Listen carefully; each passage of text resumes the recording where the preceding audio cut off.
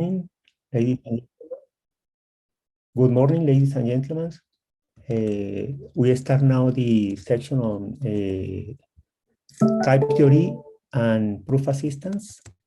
This section consists of 4 papers, and the first one is a paper that will be presented by Tom de Jong, written together with Martin-Löf, Predicative aspect of order theory in Univalent Foundation, and Naoki will announce something about this nice paper. Please, Naoki. Yeah, okay. So let me take a few minutes to announce and present the Best Paper Award by junior researchers.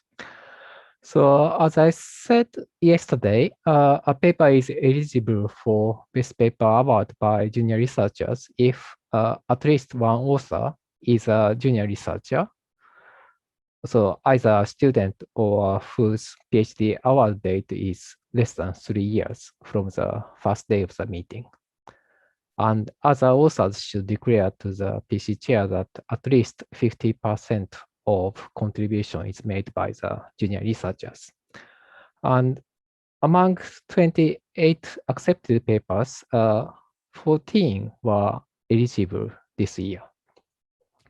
And the winner is Tom de Jong and Martin Escaldo. And this paper, Predicative Aspects of Order Theory in Univalent Foundations. So congratulations. And let me show you a certificate. So, sorry. So this is a certificate for Tom, which I'll send you later. Okay. So congratulations. So would you like to say a few words, Tom? Yes, please. Yeah, first of all, thank you for the kind introduction, and of course the award. I mean, it's really nice. It's absolutely wonderful. I remember being told, and I'm very pleased. And I've said this to Martin before, but I always really appreciate it when there's people out there that value your work. Sometimes it's easy to sort of forget this when you're working on something specialized, but then to get some sort of recognition for that is really, really wonderful. So thank you very much. Okay, congratulations again. Okay. Okay, so let me switch to Mauricio. Okay, Tom, you can start now. Share your screen and you can start your talk, please. Thank you. Okay, yeah, so let's start. So as was said, this talk is on predicative aspects of order theory in Univalent Foundations.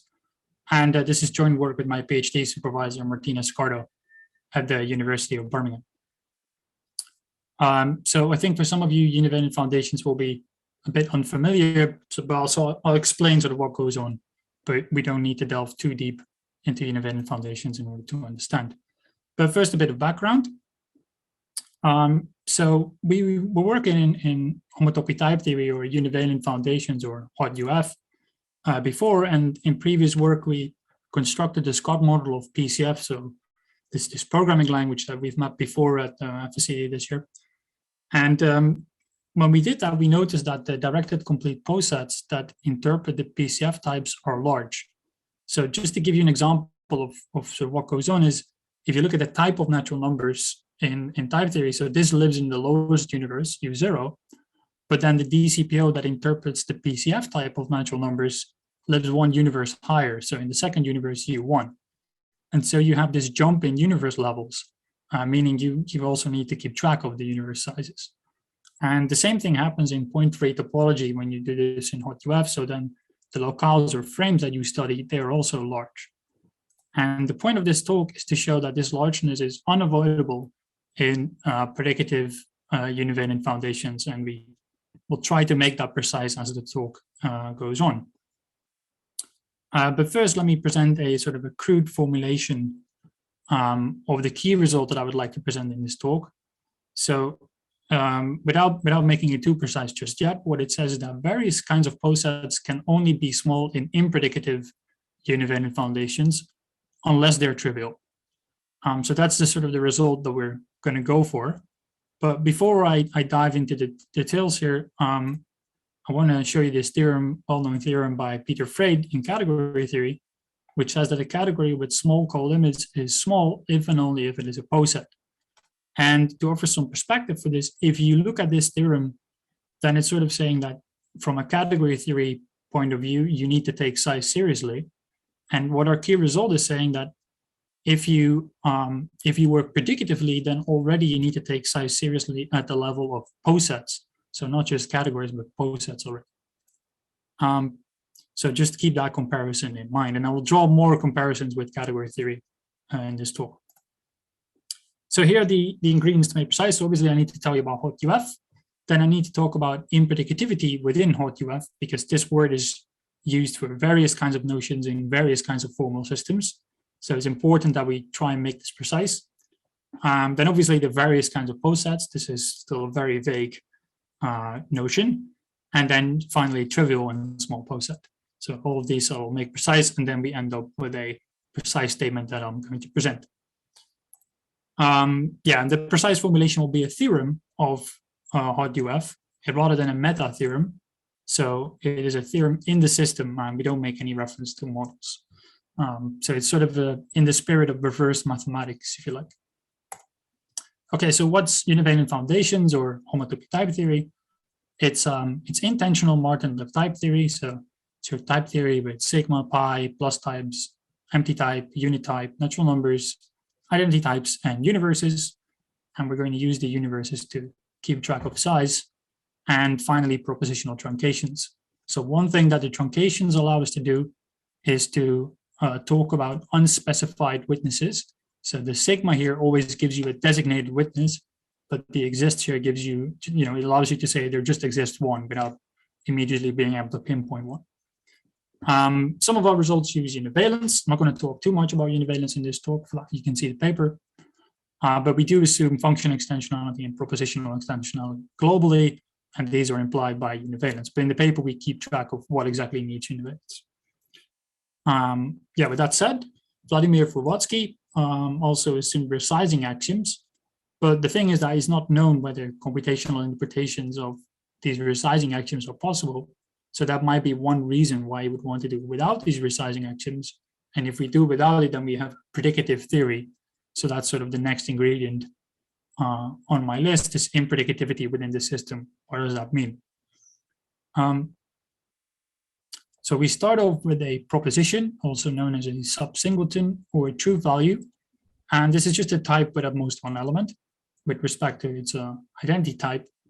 And then what we do is we collect all of the propositions in a universe U into this type omega U. And the thing to notice here is that omega U lives in the next universe, U plus. And the reason is that we take the sigma typer over all types in U. So, in order to avoid size paradoxes, this a priori needs to live in the next universe. But then we make the following two definitions. We say that such a type is small if we have a type in U that is equivalent to the original type X. So this is Furwatsky's notion of type equivalence. And this should be compared to essential smallness in category theory. Okay, so this is a sort of smallness up to equivalence, but anything we will do will be up to equivalence anyway. And then the resizing axiom is saying that that omega U is small. So this is the axiom omega U resizing. It's just saying that we have a copy in U that is equivalent to this omega U here. So this is what we will mean by impredicativity within this system. Now it's an important little fact that excluded middle in U implies omega U resizing. So what is excluded middle? It just says that any proposition is either inhabited or empty. So you can decide which one it is. And this implies omega U resizing because if you have excluded middle, then the type of propositions just contains the empty type and the unit type. So it has exactly two elements. So it's equivalent to 1 plus 1, which is a type in U and even in the lowest universe. So it's just a cute little fact. But sort of the takeaway message here is that if you want to study impredicativity within the system, then you have to work constructively. Otherwise, because as soon as you assume excluded middle, this thing just becomes a theorem. And so you cannot prove anything interesting about it. And the fact that we work constructively will have consequences for this work and also within this talk. So I'll highlight those as we go along.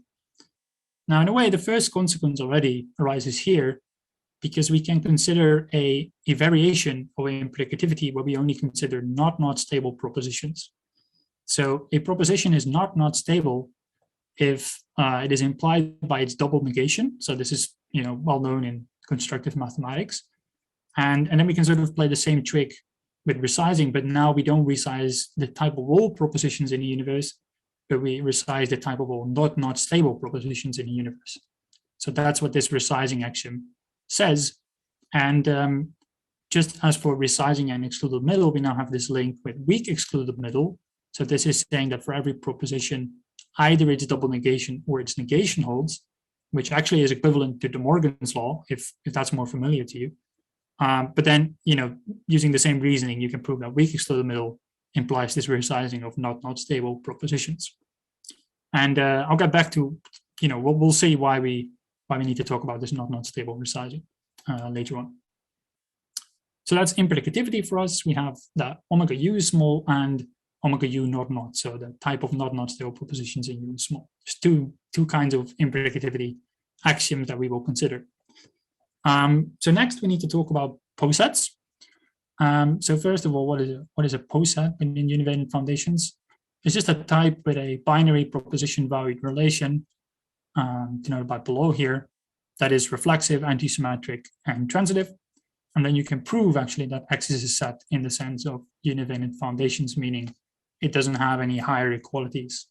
But it's not too important for this talk to know exactly what that is, but I'm sure some of you will be familiar. And then we consider a poset to be a U-sup-lattice. So U is a universe here. If for any family indexed by a type in U, you have a supremum in X. Okay, so this is again like category theory where you have small colimits. So you just have suprema for families indexed by a small type. And the thing to notice here as well is that X and the values of the partial order are not required to be in U or even in the same universe. So in fact, typically they will be in a larger universe because then we think of this U as small. And you can make similar definitions for DCPOs, for instance. So, you do the same thing, but now you just restrict to directed families. I'm sure many of you are familiar with the theory of directed complete posets. But if you're not, then you can just restrict very similarly. So I think it's good to see some examples how this works. So for example, there's the power set. So in type theory, we construct this power set as predicates on X, so maps from X into omega U, which are basically saying, is the element in it or not? And then we do the usual encodings or tricks. So if A and B are in the power set, then A is less than B or is below B. When for any X, if X is in A, then X is in B, right? This is how we read this B of X. And you can encode unions similarly. So if I is in U, so I is a small type, and then you have a bunch of A's indexed by I, then the supremum is just given by mapping X to there exists an I such that X is in A of I, right? So this is just the encoding of the union. But because this I here is in U, this whole gadget is in U again, right? Because the predicates take values in U here. So this whole thing is in U, so that's all fine. But the power set lives in U plus itself because of this type here, right? So this is sort of the typical situation. The carrier lives one universe higher. And the same story for omega U. So it's a U-sup-lattice ordered by implication with suprema given by existential quantification. So there's two examples right there. Here's a somewhat more interesting example, the lifting. So for any set X and U, you can consider this lifting L of X, which is given by dependent pairs of a proposition and a map from that proposition into X. And we think of this lifting as the type of partial elements. So any element in X gives you an element in the lifting by just selecting the proposition, the proposition unit, and then just mapping from that, selecting the element X But in general, this P can fail to be undefined or you don't know, and then it's just a domain of definition of a partial element. And in particular, we use this with the Scott model of PCF. So you interpret the PCF type of natural numbers as the lifting of the natural numbers, which is then a U0 DCPO in the next universe. And you can you interpret the function types by using Scott continuous functions from the lifting of n to the lifting of n, and which is again a U0 DCPO in the next universe. So of course, then you can iterate this to get iterated to get to interpret iterated function types. Right. So that's some of the examples. But now we want to pin down this class of various kinds of posets. And the way we're going to do is by an auxiliary and technical notion of delta U completeness. So let me explain what's going on here. So a poset is delta U complete whenever for every proposition P in U and elements X below Y, this family here has a supremum in X. So what does the family do? Well, in a way, it's quite simple. It takes the left component and maps it to X, and it takes the right component, if P holds at least, and sends it to Y.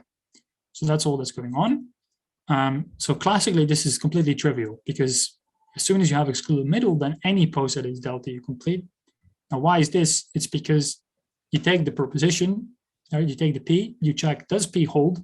If it does, then the sup has to be Y. If it doesn't hold, the sup has to be X. And that's all there is to it.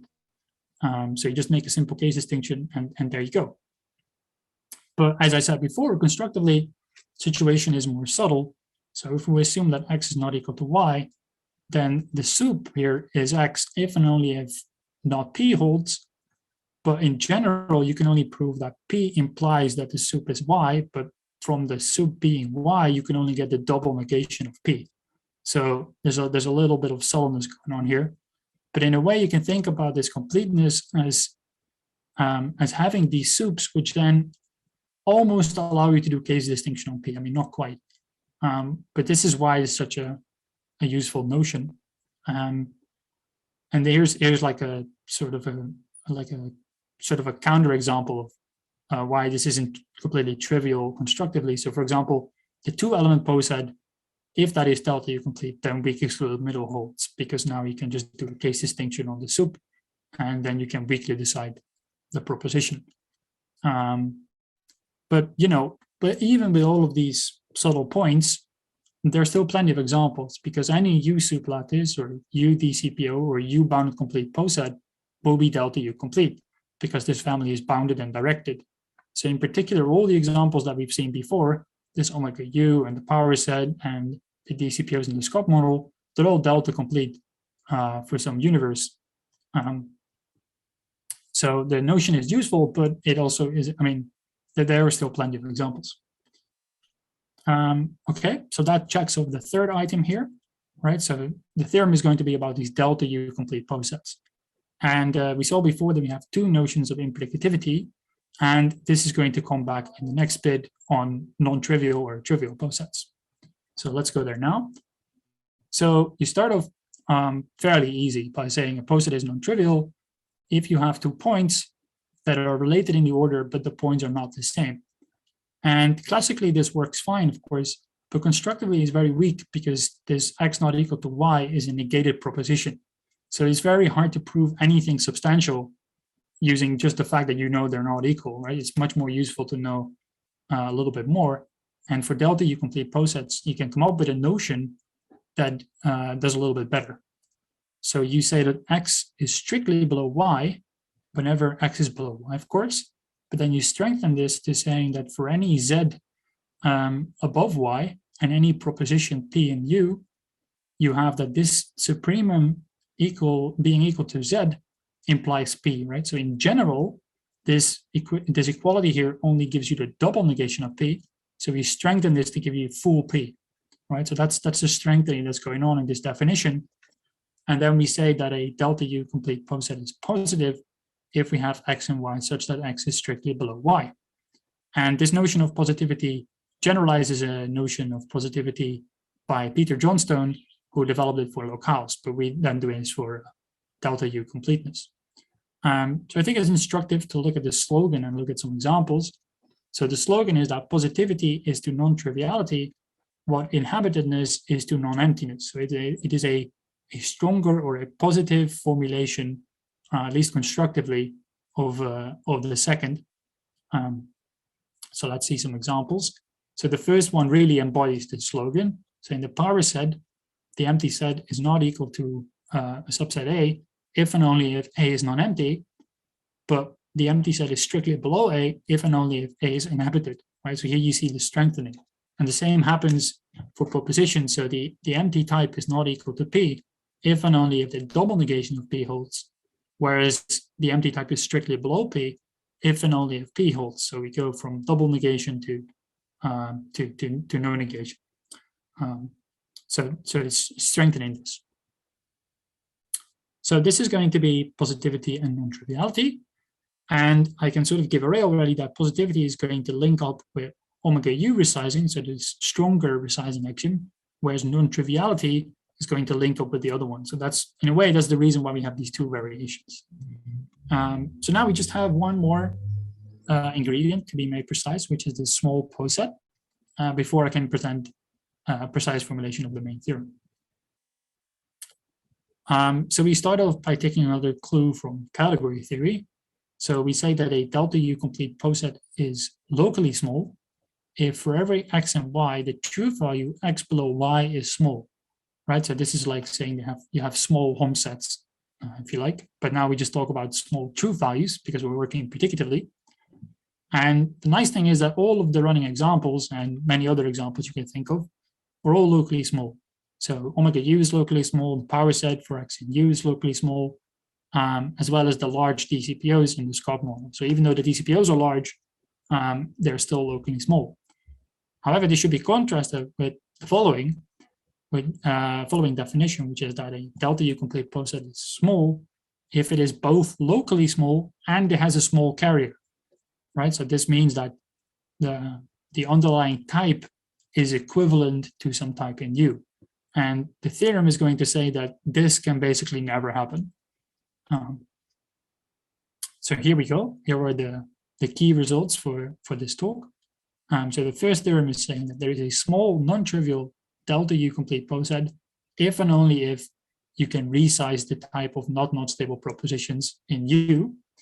And of course, this leaves something to be desired because this is sort of a weak impredicativity. But of course, we can strengthen it when we sort of exchange non-trivial for positive here. Then we get full omega U resizing. So that's kind of nice.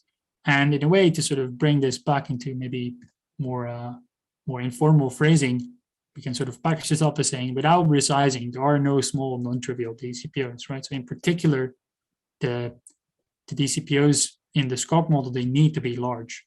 Unless you resizing, and resizing is necessary if you want them to be small. And yeah, as I said before, these are theorems of Univalent Foundations. So you can prove this within the system. They're not metatheorems, and you don't need any sort of models to do this. Now I would like to briefly sketch the proof because it's kind of quick, and it also gives us two immediate related results, which I would like to present. So the key thing here is this map. So if you have a delta U complete poset with 2 points x below y, then you can define the map capital delta, which takes a proposition and sends it to the supremum, given by delta xyp. And the interesting thing about this is that this map allows you to talk about non-triviality and relate it back to this map being a section. Well, almost, because a locally small delta U complete poset with points x below y is non-trivial if and only if this composite is a section, right? So you map the not stable propositions into omega, and then you apply the map delta. So this map is a section if and only if the points witness non-triviality here.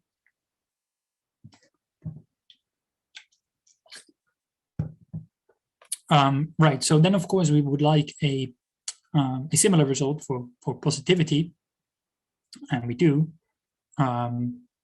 So it's positive if and only if for every z above y, this map here. And now we don't go from the not stable propositions, but we go from all propositions, and we go into X, and this map is a section. So this allows us to just talk about that in terms of sections and retractions, which is good because of the, sorry, script 1 to slide too many, because of the following result. So we have the lemma saying that if you have a section into a small codomain, and the domain, and the codomain is a set as well, then actually the domain is small too. And then this immediately gives you the two theorems. You have a small non-trivial delta-complete poset if and only if you can resize the not stable propositions. And the reason is, if I just scroll back, that if this X were small, then because this map is a section, then this type is a retract of X, therefore this type has to be small as well. And similarly here, if X is small, then this type has to be small as well. So we immediately get that from the three lemmas. So that's kind of good, but we can do a little bit more using this technique. Essentially because of the following result. So it's easy to prove that types with decidable equality are closed under retract. So having decidable equality is closed under taking retracts, and because of that, a delta U-complete poset can essentially never have decidable equality. So there's two theorems. One is saying that there is a locally small non-trivial delta U-complete poset with decidable equality if and only if weak excluded middle holds. And of course, we then expect a strengthening when we go to positivity, and we do here, and then we get full excluded middle actually. So just to package this up in a way, if we work constructively and we work predicatively, then delta U-complete posets cannot have decidable equality, and they're locally, and they're necessarily large. So from a constructive and a predicative viewpoint, these gadgets are really quite interesting. And again, the proof just almost follows immediately because of this retract condition. So if you have a positive delta U-complete poset X, then omega U, then you have a map from omega U into X as a section. So therefore, if this has decidable equality, then omega U must have decidable equality, but that's just saying excluded middle holds, because now you can decide whether a proposition is true or false.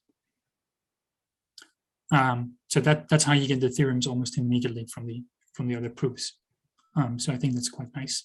But in a way, this second block here sort of sums it all up informally. I'm almost out of time, so let me start to wrap up.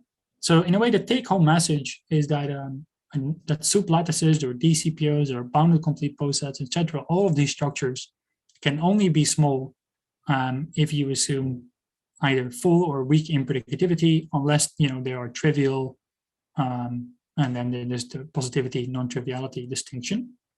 So in particular, if we wish to work predicatively within Univalent Foundations, then we need to do a little bit of universe level management. And in particular, within the Scott model, these DCPOs are necessarily large. This isn't some defect of the way we cooked up the DCPOs. It's just inherent to the types being DCPOs. And and then on the constructive side, these gadgets, provided they're locally small, they can only have decidable equality if either weak or full excluded middle is assumed. Now, I'll just briefly say something about some further results in this paper. So we also proved that various fixed point theorems crucially rely on impredicativity. In particular, we proved something about a lemma that is used by Ditto Pataraya. And we also showed that Zorn's lemma implies impredicativity, but not excluded middle. And finally, we compare completeness with respect to subsets and families. So in this talk, we saw this U-sup-lattices with respect to small families. But of course, the more traditional definition involves subsets. So we relate the two and show how they interact. So with that, I would like to thank you for your attention and welcome any questions. Thank you very much, Tom, and also for the nice paper and our paper. We have time to one question. I will give 2 minutes after the time because you started late. Then let me see what we have. Dominique, you can unmute your phone and ask directly the question, please.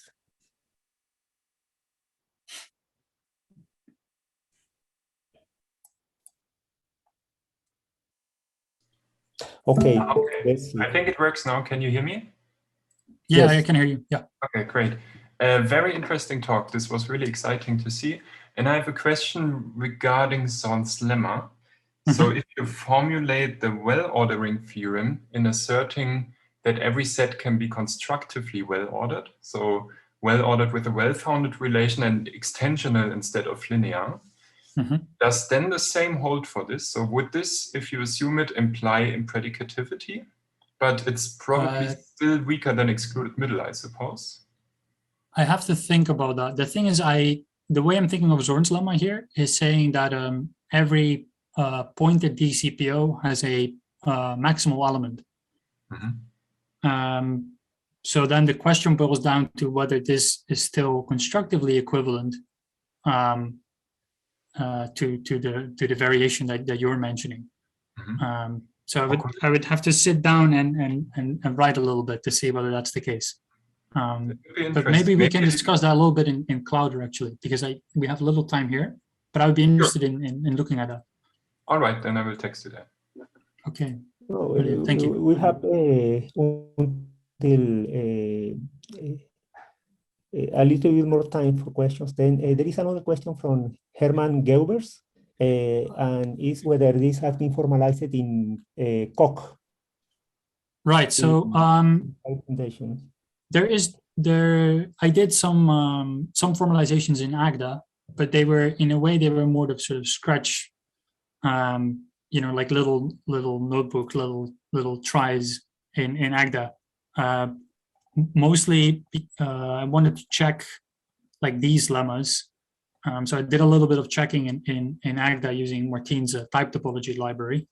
But to sort of fully, honestly answer your question, there is no full formalization of this whole thing. Maybe if I have a bit of time, I can get around to this, but it's going to be a little bit tight with all the things that I like to do in my PhD still. But yeah, I did do some checking at the very start. In a way, this idea was kind of old, like already maybe a year and a half or something like that. But initially, Martin and I thought we had a very sort of quick proof that we cooked up on some Thursday afternoon, but then we found out it was a little bit more subtle than that, which is also where the positivity comes in. Also, I should maybe point out that the Scott model of PCF has been fully formalized, including computational adequacy and soundness in Univalent Foundations. So I hope that answers the question by Herman.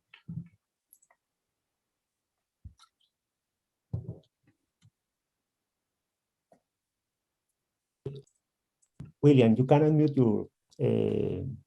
Yes, can you hear me? Yeah, I can hear you, William. Okay, great. So, well, first of all, I was going to ask about whether this was formalized in Agda, and you've already answered that versus Lean. I'm actually kind of curious why Herman was asking if it's formalized in COC, but that's a different issue. So I had been formalizing stuff in Lean and never had to worry about universe levels, and then was formalizing stuff in Agda, and we have to worry about universe levels all the time. So at first I thought this was a defect of Agda, but now it almost seems from your results, this is a defect of Lean. So I'm wondering if you have any thoughts about whether this aspect, or maybe even Martin might chime into, this aspect of Agda is actually a good thing, that you have to be careful about universe levels and things. I suppose it depends a little bit on what foundations you would like to work in, right? So if you want to stay predicative, then obviously the universe levels are, I mean, it's good that you have to worry about this, I think. But perhaps if you wanted to assume resizing, then maybe you wouldn't want to worry about any of this. But then again, the resizing actions are known to be consistent by the simplicial set model, but probably in a proof assistant, you would like this to be rules, so that the things are definitional. But that's not known to be consistent at all. So that's a whole other sort of ballpark of insecurities there. But Great. yeah, Well, I think thank we're you very much. This was about to end. excellent. But I would love to chat more about that on Cloud. Yeah, please. This was a great talk. Thank you very much. Thank you. Really Thank you very nice much. work. Congratulations. Okay. Thank you. Okay. Thank you I'll stop very sharing. much for the nice presentation.